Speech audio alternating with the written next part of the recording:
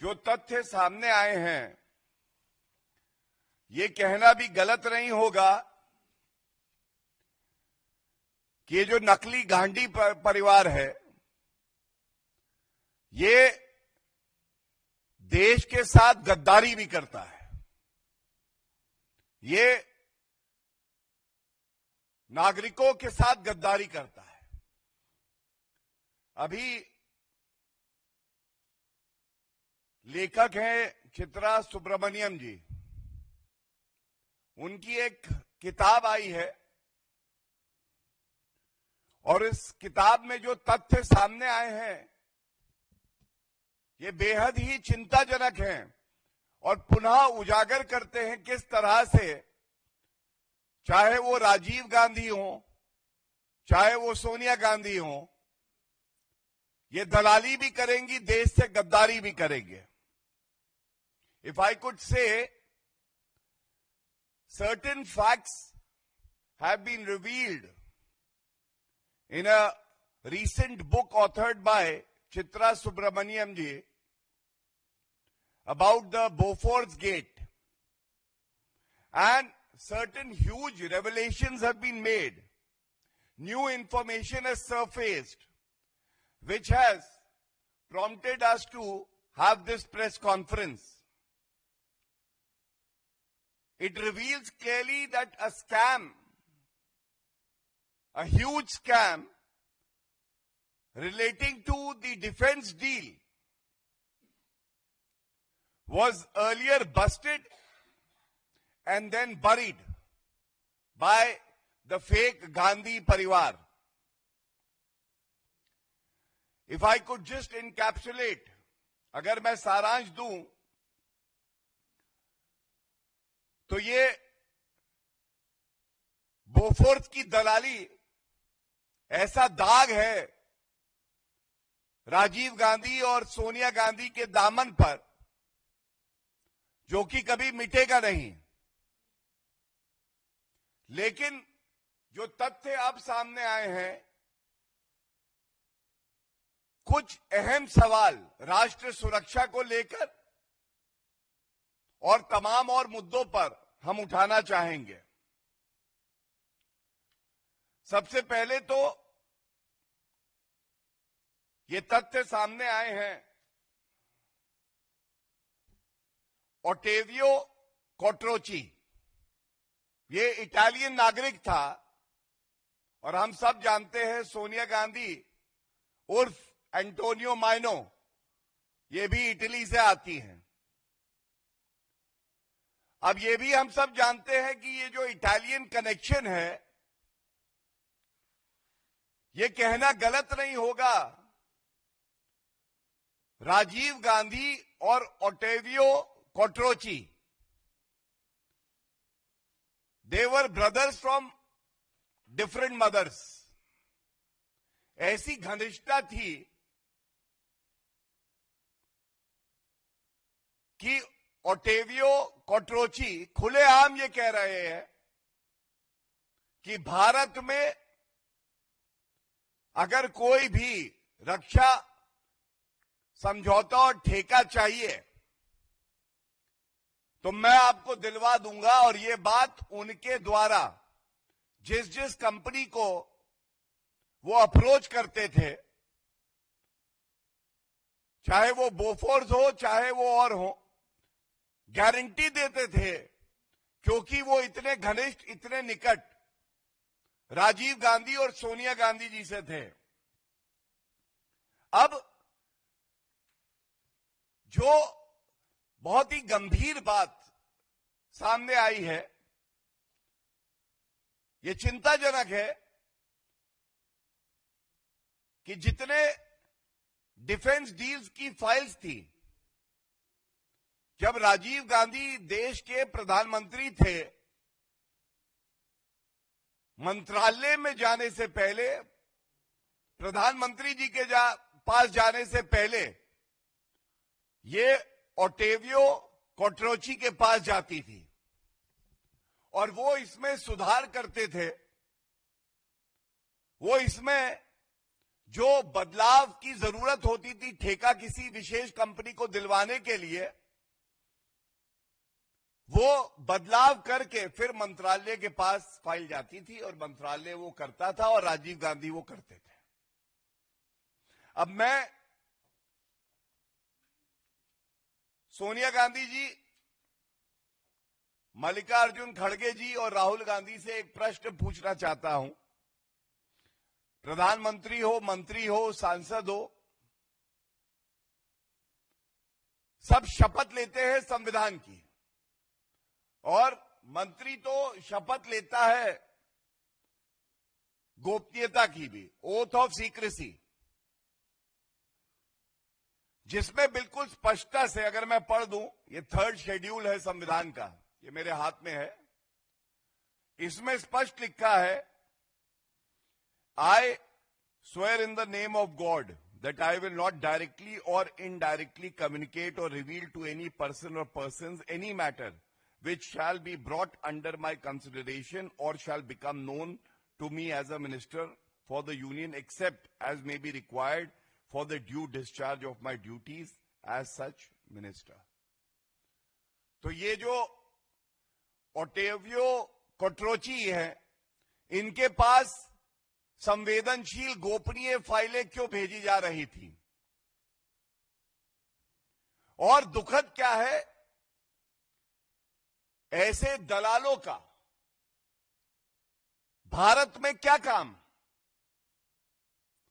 उनकी तो केवल एक ही विशेषता थी कि वो इटली से थे। इटली से सोनिया गांधी उर्फ एंटोनियो माइनो भी आती हैं और उनके परिवार के बहुत घनिष्ठ थे।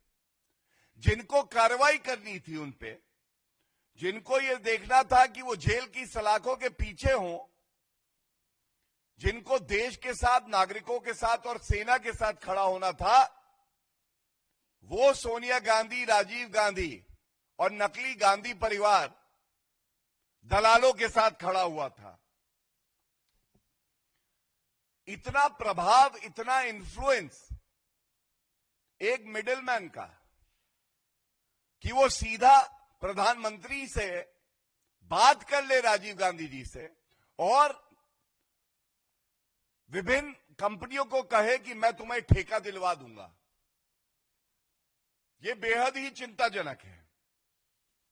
और इसके साथ कुकर्म देखिए इनके कुकर्म ये हैं, जब कोट्रोची के अकाउंट फ्रीज कर दिए गए तो खासकर यूपीए सरकार में सीबीआई अपना कार्य करना चाहती थी, उसको पिंजरे का तोता बनाया और भारत से जो लॉ ऑफिसर हैं उनको भेजा गया कि कोट्रोची के अकाउंट डी फ्रीज कर दिए जाए। और 2005 के अंत में और 2006 में ये अकाउंट डीफ्रीज हुए, और जब कांग्रेस की, गांधी परिवार की चोरी पकड़ी गई, पूर्व प्रधानमंत्री मनमोहन सिंह जी से यह पूछा गया कि ऐसा क्यों हुआ, ये जो फ्रोजन अकाउंट थे ये तो आगे भी फ्रीज रह सकते थे, तो उन्होंने कहा कि ये सीबीआई का निर्णय है। यह है 1 फरवरी 2006 का उनका वक्तव्य। अब जो सवाल आज हम पूछना चाहते हैं, क्या ये देश के साथ गद्दारी नहीं है? सोनिया गांधी और राहुल गांधी को बताना चाहिए कि देश की जनता तो ये मानती है कि ये देश के साथ गद्दारी है, जो राजीव गांधी ने करी, जो आपने करी है। और सबसे बड़ी बात है, हम यहां से मांग करते हैं कि जब तक सोनिया गांधी फुल डिस्क्लोजर इस मामले पर, उनका कोट्रोची से, उनके परिवार से क्या रिश्ता है, ना कर दे, तब तक उन्हें कोई हक नहीं है कि वो सांसद के पद पे बनी रहें। Sonia Gandhi Rahul Gandhi should resign from their position and post till they make a full disclosure of their relationship with the Quattrochi family. This is the least they can do for the citizenry of this country, which is demanding answers now. और इसके साथ मैं आपको यह भी बता दूं, जो भारत के एम्बेसडर 1984 से 1988 के बीच में स्वीडन में थे, उनका भी वक्तव्य आया है कि Rajiv Gandhi was the kingpin, facilitator, and he had very close relations with Ottavio Quattrochi. दूसरा, सीएजी की एक रिपोर्ट आई थी जिसका मैं एक मुख्य बिंदु आपके समक्ष रख दूं. The then CAG clearly stated that the evaluation of the competing guns was seriously flawed. No General Staff Qualitative Requirement, GSQR, was prepared. Rajiv Gandhi was the kingpin, facilitator, and he had very close relations with Ottavio Quattrochi. दूसरा, CAG की एक report आई थी जिसका मैं एक मुख्य बिंदु आपके समक्ष रख दूं. The then CAG clearly stated that the evaluation of the competing guns was seriously flawed. No General Staff Qualitative Requirement, GSQR, was prepared. Is this not an indictment? Should Sonia Gandhi and Rahul Gandhi not come clean? They owe this answer to the country. And it is clear now that Sonia Gandhi, the Gandhi family, and the Quattrochi family are like a pizza. One is the base and the other is the cheese. They are incomplete without each other. And today, we must also remember, I've already mentioned defreezing of the accounts held by Quattrochi on the instructions given by Sonia Gandhi ji during the UPA tenure. It is also important that the Congress government then allowed Mr. Quattrochi to escape. And the reason is very evident, that very uncomfortable facts were surfacing and revealing the true story that Rajiv Gandhi, Sonia Gandhi were involved in facilitating this kickback and commission. इसके बाद ये सवाल भी पूछे जा रहे हैं, पूछना आवश्यक है, आखिर राफेल 10 साल तक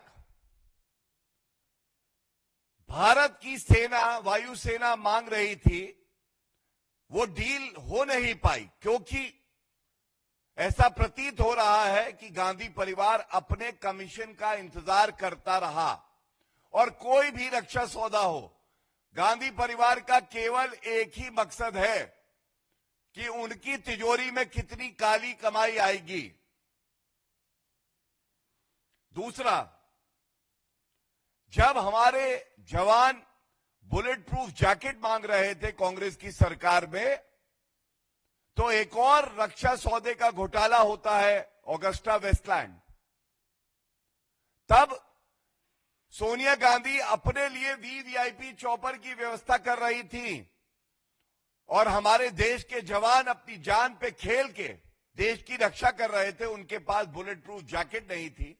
जो मोदी जी की सरकार आई तो 2,30,000 बुलेट प्रूफ जैकेट सुनिश्चित करवाई गई, भारतीय सेना को दी गई, जवानों को दी गई। तो क्या यह कमीशन खोरी की वजह से ही हर रक्षा सौदे में देरी होती थी? और सबसे महत्वपूर्ण बात यह है, उस समय में बताते हैं ये करीब 1,500 करोड़ से लेकर 2,000 करोड़ का घोटाला था। तो कितनी कमीशन राजीव गांधी, सोनिया गांधी ने अपने निजी खर्चे के लिए ली है? ये कहना गलत नहीं होगा। ये रिश्ता क्या कहलाता है नकली गांधी परिवार में और कोटरोची के परिवार में? ये बार बार पूछा जाएगा। और जैसा मैंने कहा कि सोनिया गांधी जी और राहुल गांधी को अपने सभी पदों से इस्तीफा देके वॉलंटरली एक फुल डिस्क्लोजर इस अहम मुद्दे पे करना चाहिए, क्योंकि देश की जनता आज ये मानती है कि सबसे भ्रष्टाचारी परिवार अगर पूरे विश्व में कोई है तो वो गांधी परिवार है। क्योंकि सोनिया गांधी भी बेल पे बाहर है भ्रष्टाचार के आरोप में, राहुल गांधी भी, और साथ में उनके दामाद जी भी। और मल्लिकार्जुन खड़गे जी से आज एक सवाल ये जरूर पूछेंगे, जब हम देश की सुरक्षा की बात कर रहे हैं तो आज कांग्रेस पार्टी, मल्लिकार्जुन खड़गे देश के साथ खड़े हैं, देश की सेना के साथ खड़े हैं, या भ्रष्टाचारी सोनिया गांधी और राहुल गांधी के साथ खड़े रहेंगे और उनका बचाव करेंगे? हमारा यह मानना है, नेता किसी भी दल का क्यों ना हो, वो सबसे पहले देश के साथ खड़ा होगा। और अगर ये सही है तो जो मांग हमने उठाई है, मल्लिकार्जुन खड़गे जी को सुनिश्चित करना चाहिए कि सोनिया गांधी इस्तीफा दे, राहुल गांधी इस्तीफा दे नेता प्रतिपक्ष की पद से, और उसके बाद फुल डिस्क्लोजर भारत की जनता के सामने हो। और अगर ऐसा नहीं होता तो यह माना जाएगा रिमोट कंट्रोल के अध्यक्ष में रीढ़ की हड्डी नहीं है कि वो गांधी परिवार से ये अहम सवाल पूछे और उनको विवश करे कि वो भारत की जनता को इन सभी प्रश्नों का उत्तर दे। बहुत बहुत धन्यवाद।